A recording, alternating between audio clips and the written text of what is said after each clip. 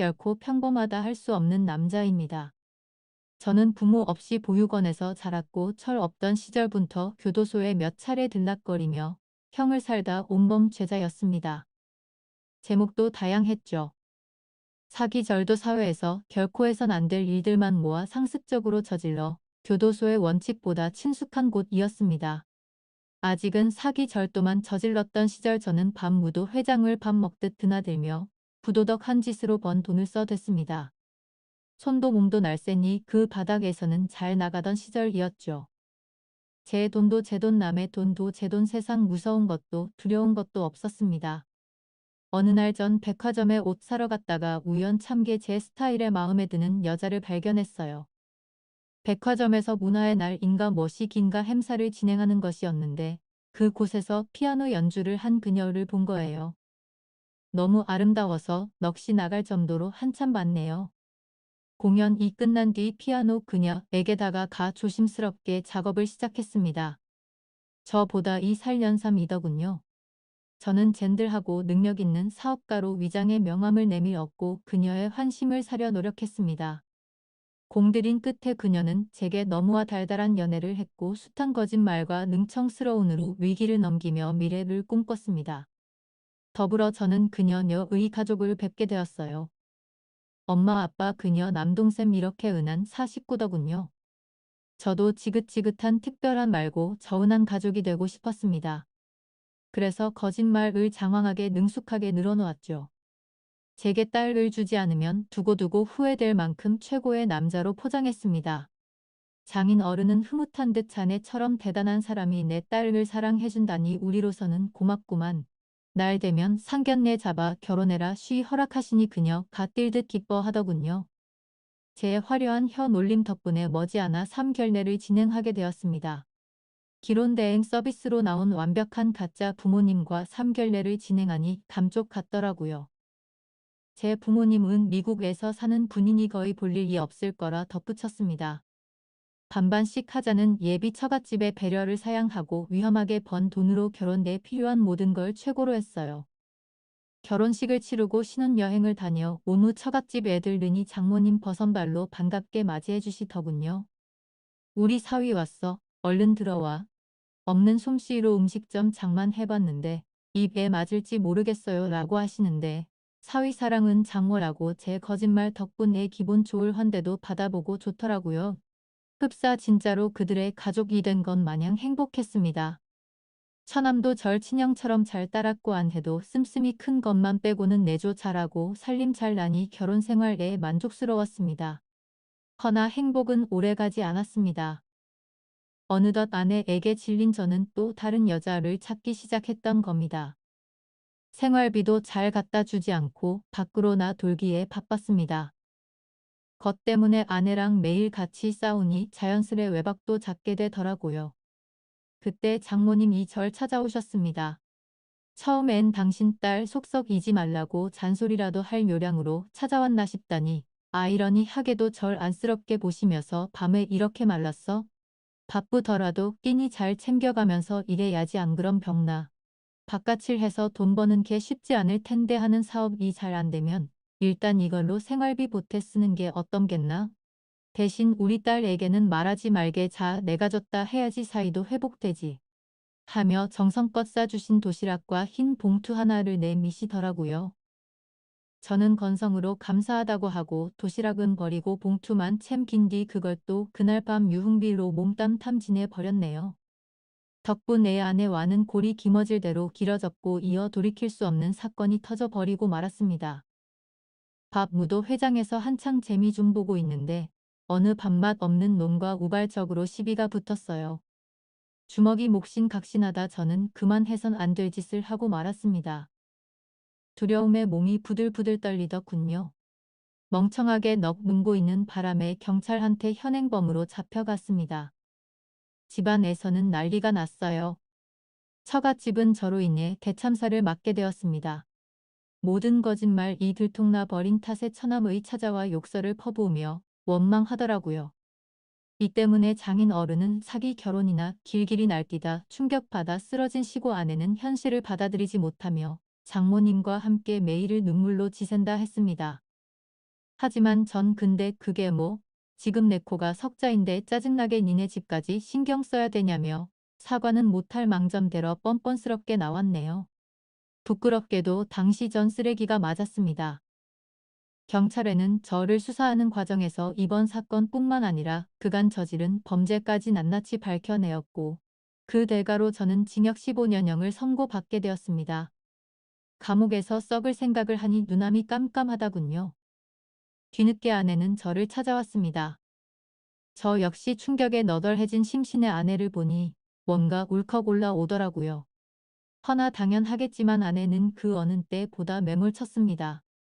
어떻게 당신 우리 가족을 기만할 수가 있어? 절대 용서 못해 하며 뒤도 안 돌아보고 가버렸습니다. 하기사 이 모든 게 다 제 탓인데 누굴 원망할까요?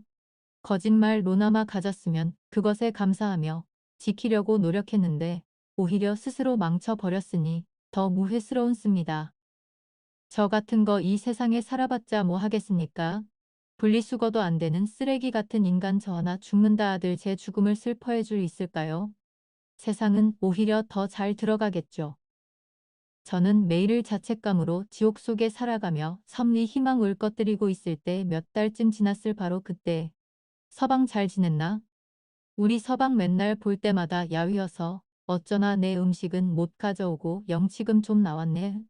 건강 중고 맛 좋은 음식들 좀 사 먹어라며 장모님이 찾아오셔서 예상치 못한 반응으로 절 당황하게 만드시는 게 아니겠어요? 저는 기막힌 나머지 어이없이 대꾸했네요. 지금 뭐 하시는 거예요?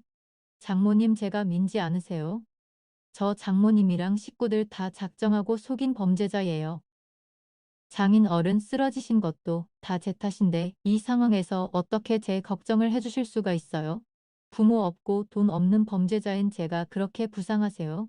하니 장모님 눈가가 어느새 빨개져 맺힌 눈물을 닦아내시며 자네는 내 아들이나 마찬가지야 내 딸 연이 되어서 부부로 살았는데 그보다 더 귀한 인연이 어딨어? 자네 심성 고운 거 하난 내가 누구보다 잘 아네. 자네가 어떤 사람이든 상관없어. 죄값 다 치르고 나와 다시 재기할 수 있게 내가 뒷바라지 할 테니 아무 걱정 말고 잘 지내. 그리고 자네 장인도 몸 회복하고 있으니 너무 자책하지 마라는 말씀을 남기시고 가셨습니다. 저는 장모님의 행동이 이해가 되질 않아 기른 생각을 해봤지만 도무지 까닭을 알 수가 없었습니다. 내 버러지 같은 인생 전반을 알게 됐으니 그저 일순간의 감정으로 알량한 동정심에 이러다 말겠지 싫었는데 장모님은 주기적으로 면회를 오이며 사람을 사랑하는 법을 몰랐던 제게 큰 희망과 위안이 되어주셨습니다. 그렇게 15년이라는 시간이 흘렀습니다.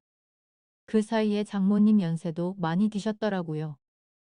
29살에 교도소에 들어와 날씨가 굿줄 때도 힘들 때도 편찮으실 때도 심관 없이 변함없이 배어 세월이 흐르는 것조차 잘 모르고 있었습니다. 저와 장모님이 다시 세상에서 만났을 때는 제 나이 45살 장모님 나이 65세셨습니다. 우리 아들 드디어 나왔네. 그간 고생 많았어 많이 힘들었지? 우리 아르론 새 사람 돼서 잘 살아보자. 장모님께서 희끗한 머리로 제 손에 하얀 두부를 쥐어주시며 저를 위해 성스러운 모습으로 기도해 주셨는데 저도 그 기도에 화답하며 두 번 다시 악의 피를 쫓지 않겠다고 맹세했습니다. 18년 동안 참 많은 게 바뀌었습니다.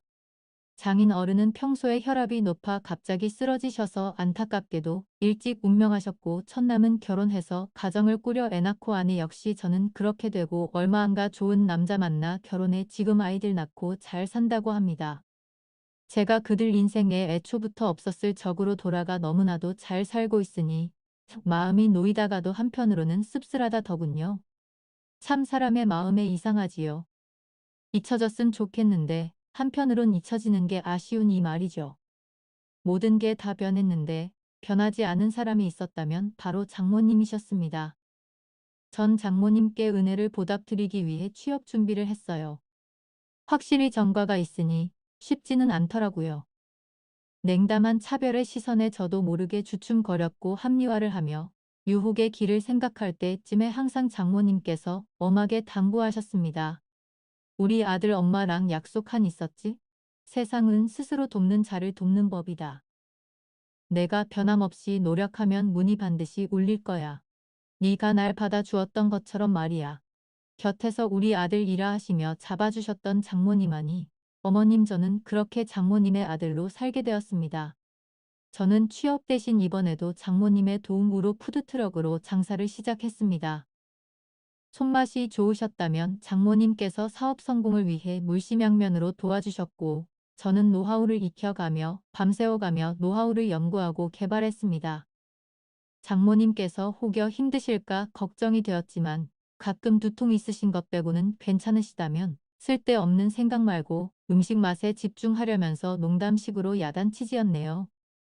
그러면서 갑자기 저와 장모님 준비도 안 돼서 새 칼을 훅 찍으시는데 저는 볼멘 소리로 장모님 저 지금 땀 때문에 머리를 이상한데 갑자기 사진 찍으시면 어떠해요? 괜찮아 난 인위적인 것보다 이렇게 자연스러운 이 얼굴이 더 좋더라자 봐봐 잘 나왔어. 하시며 보여주는데 저와 장모님 둘 다 못 살아남은 셀카가 떡하니 있었네요. 다시 찍자고 했지만 시도 안먹한 채막 재밌다고 웃으시면서 저장하시는지 꾸중도 보여주더라고요. 저도 두 손 두 발 들고 같이 웃고 말았습니다. 지나고 나니 이 시간들은 제게 두 번 다시 오지 않을 참 소중한 순간들이네요. 덕분에 푸드트럭 사업은 날로 번창했고 돈을 조금씩 손에 쥐게 된 저는 제일 먼저 장모님께 빚지는 사업 자금을 갚고 매달 용돈을 드렸습니다. 극구 안 받으시겠다고 사양하셨지만 억지로라도 드리지 않으면 제가 두 발 뻗고 잘 자신이 없었어요. 장사가 잘 돼서 소나 바빠지지자 저는 장모님과 둘이 운영을 하게 되었습니다. 그날도 손님들이 줄이어 장사에 정신이 없었을 무렵 문득 눈앞엔 아직은 여자와 남자가 나타났습니다. 바로 전 아내와 처남이었어요. 전 아내와 처남은 길길이 날뛰며 푸드트럭의 재료들을 다 엎어버리고 장모님께 소리 지르더군요. 엄마 미쳤어? 어떻게 나를 간폭같이 속이고 이 범죄 자랑 날은 이루고 있어? 이 자식 나한테 우리 집한테 무슨 짓을 했는데 만약 내 남편이 알기라도 하면 그땐 엄마가 다 책임질 거야.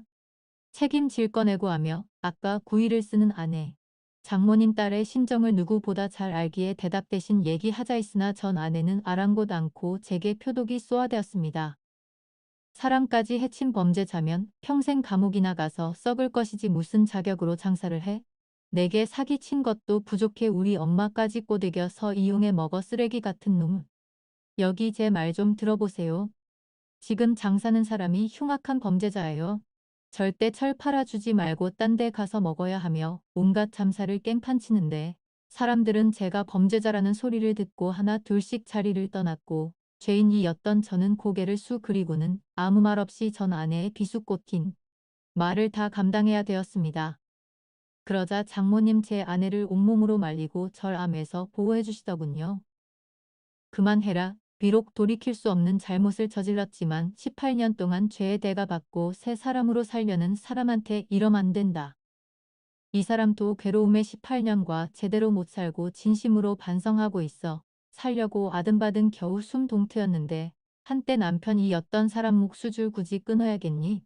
그래서 18년 된 감옥 수발까지 한 거야? 엄마 왜 정신 차려 엄마 이 남자 이딴 범죄자한테도 또 뒤통수 받고 싶어서 그래? 이 자식 이랑관계 정리할 때까지는 나랑 동생 얼굴 볼 생각도 하지마.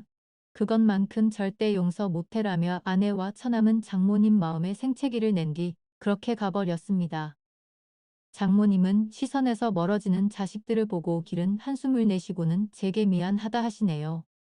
전 아내의 소란 덕분에 오늘 장사는 망가졌지만 장모님 마음을 추스르는 게 우선이었던 저는 아무렇지 않은데 장모님 분뚝 미소를 뜨피 우시며 저를 안아주시고는 눈시울을 붉히시더군요.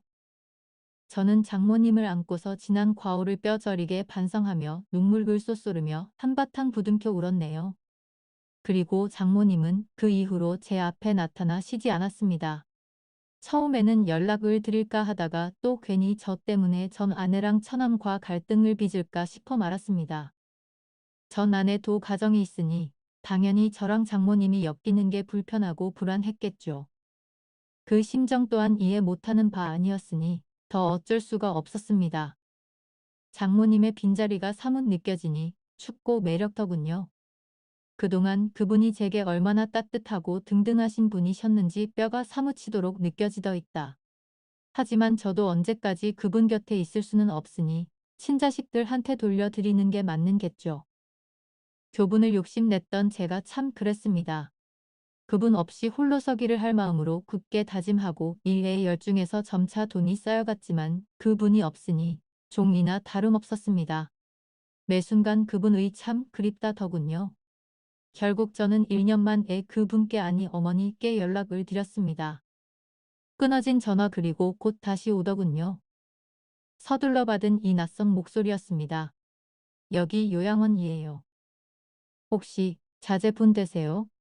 어머님께서 많이 기다리는데 통 오시지 않으셔서요. 너무 안쓰러우시네요.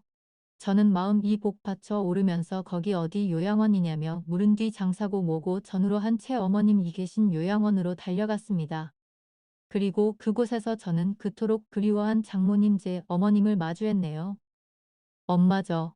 알아봐요. 엄마가 18년 동안 나 보살펴 주셨잖아요. 엄마 하나 살려줘서 지금 이 자리에 있는데 내가 살 수 있는 이유가 됐는데 왜 엄마 아파야 되냐고요. 엄마는 8개월 전 뇌졸중으로 쓰러져 이곳으로 왔다고 했습니다. 건강한 모습으로 제게 다정하게 없으셨던 그분이 참한 말로 담지 못할 슬픈 모습으로 전량의 눈물을 떨구시고 미소를 짓고 계시더군요. 아들이라는 입 모양만 힘겹게 움직이며 아릿하게 제게 손을 내미셨습니다. 그토록 잡고 싶었던 장모님의 손을 붙잡고 제 감정에 취해 울고 또 울었습니다. 장모님 속상할 것 뻔히 알면서 감정 다스리기란 쉽지 않더군요. 자식이란 것들이 요양원에 오셨으면 잘 보살피기라도 할 것이지 이딴 식으로 소중한 분을 내팽개치고 살아가고 있다는 게 참 괘씸했습니다. 찾아가서 다 뒤집어 엎고 싶었으나 허나 아무리 불효이란들 엄마의 살과 뼈로 만들어진 사랑하는 자식들이인데 그분의 피추를 제가 어찌 감히 건드릴 수 있을까요? 그저 밤을 놓고 죄의 대가를 하늘에 떠넘기며 그 누구도 비워하지 않기로 안간힘을 썼습니다. 뇌졸중 때문에 말씀이 힘든 상황에도 불구하고 휴대폰을 늘 갖고 계셨다 합니다. 바로 휴대폰 안의 사진들 때문에요. 사진들을 보니 장모님의 가족 사진들이 수업 한 장 있더라고요. 전 아내와 처남의 가족들도 처음 보았습니다. 환하게 웃고 포즈를 취하고 있는 사진들 중에 어느 바보 같이나 온후 수강스러운 사진이 제 시선을 사로잡더군요. 바로 장모님께서 훅 들어와 찍은 바보 같이 나온 저와 장모님의 셀카였습니다. 뒤늦게 본 배경화면 도구 사진이더군요.